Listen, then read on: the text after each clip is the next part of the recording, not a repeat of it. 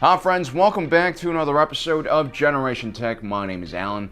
Today we once again switch up our 10 Flaw series by looking at a Star Wars vehicle in more of a positive light.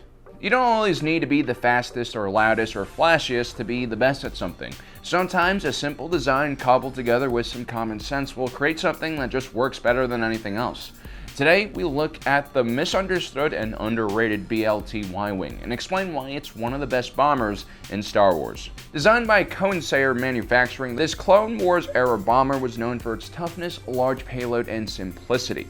Although there were many attempts to replace the Y-Wing with newer and better armed or larger bombers, nothing really did the job quite as well as the Y-Wing did. Which is why the Y-Wing is still a pretty common sight 20 to 30 years after its introduction. Today we're going to take a look at 10 features that the Y-Wing had that made it stay relevant for so long. The Y-Wing was quite small in stature for a bomber. The Republic version was only 23.4 meters long, which looked like this when compared to an ARC 170. The Rebel Alliance would go on to utilize the BLT 4 Y-Wing, which was a more stripped down version of the ship, and that was only 16 meters long. Compared to an X-Wing, it would look like this. The Y-Wing's smaller size meant that it was classified more as a starfighter rather than a bomber or a gunship. This was especially helpful for the Rebellion, which generally had smaller ships and therefore less hangar room. The B-Wing, which was designed to replace the Y-Wing, is far larger and more cumbersome. The Y-Wing is also smaller than the MG-100 Star Fortress, which was not only huge but ridiculously slow. Another advantage of the Y-Wing's size was that its profile was quite small and made it harder for enemy fighters to hit. This was because the vessel was thin and long in shape.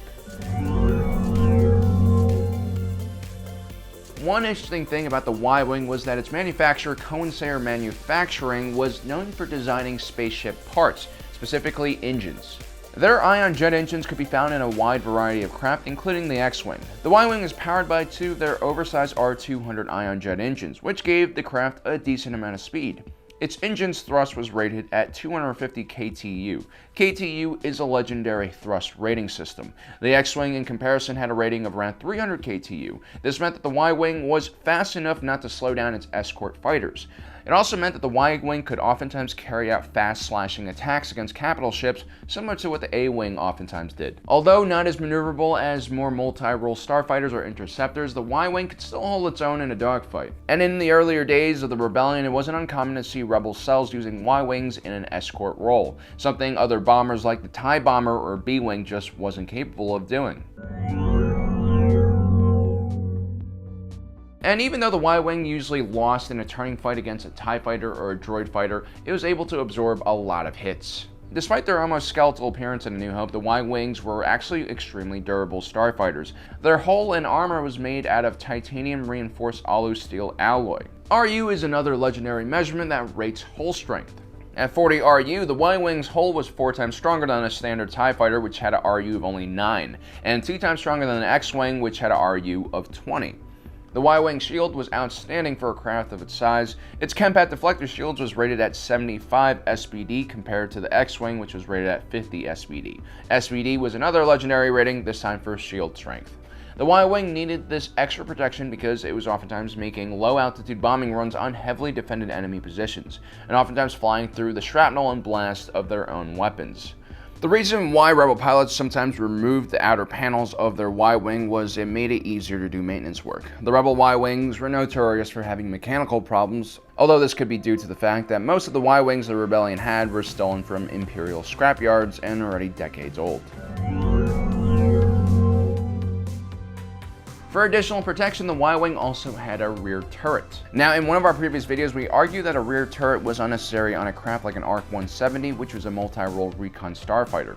But these kind of defenses work quite well on a slower craft like the Y-Wing bomber. While lining up for a bombing run with a squadron, the Y-Wing was at their most vulnerable and stuck in formation and forced to fly in a straight line. This actually provided a pretty stable platform for some defensive fire from the turret at the rear of the ship.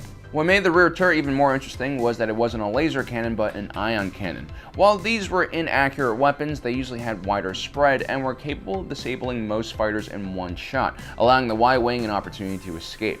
I mean, the main point of this defensive turret was not to destroy enemy fighters, but to knock them off the Y-Wing's tail. So the Y-Wing, with its decent speed, armor, shield, and rear turret, meant that it was one of the few bombers that could carry out missions without escorts. This was important especially for the Rebellion, which lacked the proper resources, pilots, and ships to always provide escorts for their bombers. It should be noted that some Rebel mechanics did remove the second gunner position and fix the ion turret in a forward-facing position to give the pilot more forward-facing firepower. This also made the Y-Wing faster and even more maneuverable.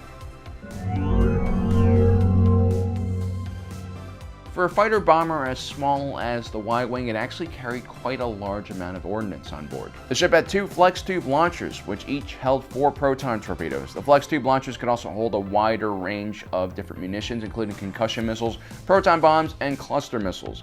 Along with the launchers, the Y-Wing could also carry up to 20 proton bombs. These were all extremely powerful munitions, and a few well-placed shots from a proton torpedo could take out a structure even as large as the Death Star.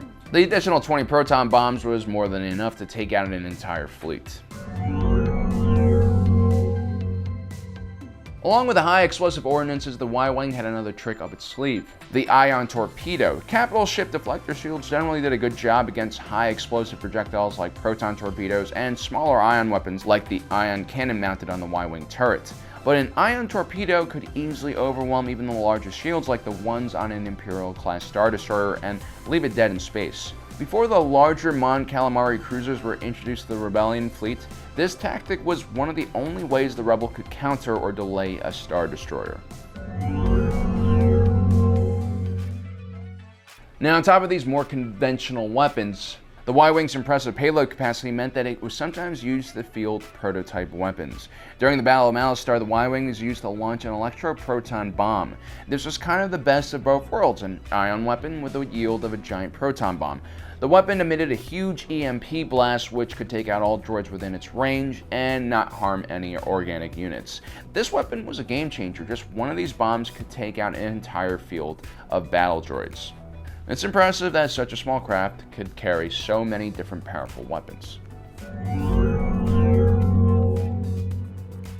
The Y-Wing also had a surprisingly fast hyperdrive rated at 1.0. This meant that it was faster than most Clone War era capital ships and even fighters. Most ships during this time at best had a Class 1.5 hyperdrive. The Class 1.0 hyperdrives wouldn't become popular until during the Galactic Civil War period. So one could say the Y-Wing was pretty ahead of its time when it came to hyperdrive choice.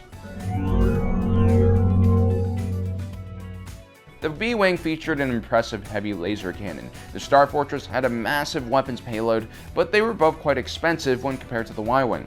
A new Y-Wing cost only 130,000 credits, compared to the B-Wing, which cost around 220,000 credits. We're not really sure how much the Star Fortress cost, but I'm sure it's even more than that.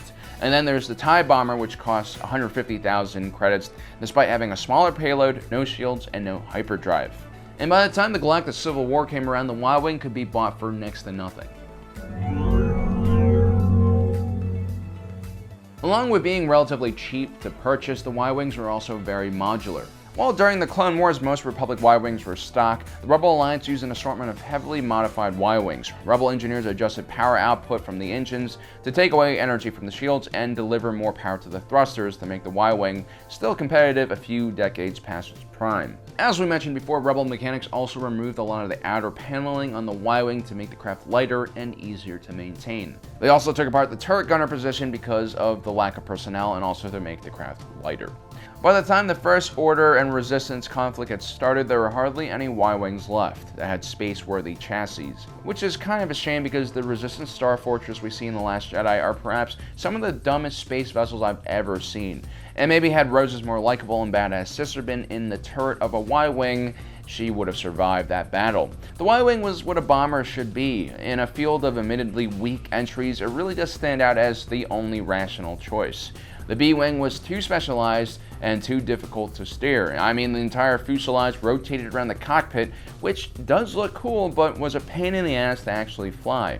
I can imagine a lot of B-Wing bombers forgot where the rest of their starfighter was sometimes, especially when they're under heavy fire during a bombing run, and that would probably lead to them clipping a turbo laser or something like that.